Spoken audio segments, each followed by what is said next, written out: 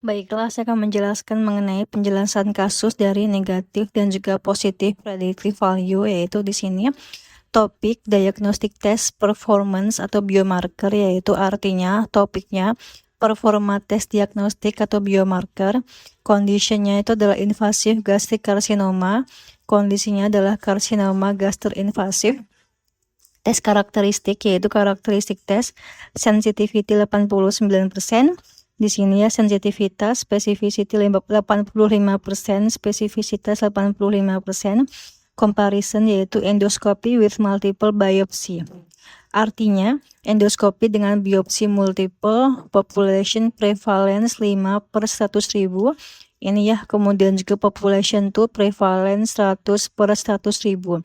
Question, which statement about this test is most accurate? Yaitu artinya, A yaitu negative predictive test value of the test is lower in American population. Artinya, nilai predictive test lebih rendah pada populasi Amerika. B yaitu positive predictive value of the test is higher in the Chinese population.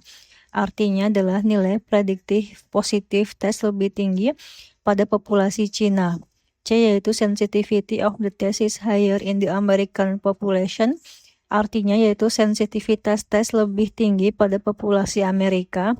D-nya itu specificity of the test is higher in the Chinese population, yaitu artinya spesifisitas tes lebih tinggi pada populasi Cina.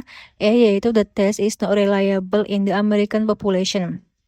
Artinya adalah tes tidak reliable pada populasi Amerika. Nah, jawaban yang paling benar adalah B, yaitu positive predictive value of the test is higher in the Chinese population.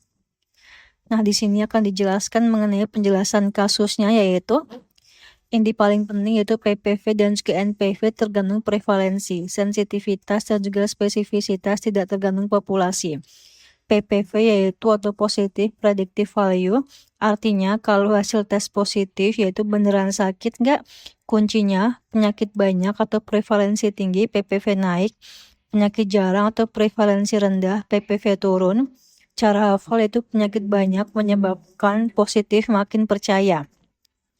NPV yaitu artinya kalau hasil tes negatif beneran sehat nggak, penyakit jarang atau prevalensi sedikit yaitu menyebabkan NPV naik, penyakit banyak atau prevalensi tinggi menyebabkan NPV turun. Cara hafal yaitu penyakit jarang menyebabkan negatif makin aman.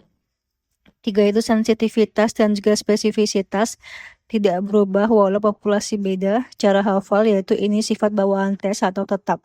Nah, di sini Cina versus Amerika pada kasus ini yaitu Cina yaitu penyakit lebih sering menyebabkan PPV tinggi, Amerika yaitu penyakit jarang menyebabkan PPV rendah, jadi benar PPV lebih tinggi di Cina. Kenapa pilihan lain salah? Yaitu A, NPV lebih rendah di Amerika. Salah karena Amerika penyakitnya jarang atau prevalensi sedikit, harusnya NPV tinggi bukan rendah. Nah, di sini kapan jadi benar yaitu kalau prevalensi tinggi, misalkan di Cina NPV jadi lebih rendah. Nah, C yaitu sensitivitas lebih tinggi di Amerika. Salah karena sensitivitas tidak tergantung populasi. Kapan benar kalau tesnya berbeda atau cara pemeriksaan beda yaitu alat operator. Nah, dia itu spesifisitas lebih tinggi di Cina, salah karena spesifitas juga tidak tergantung prevalensi. Kapan jadi benar kalau ada perbedaan kualitas atau tes lab, cut off nilai berbeda.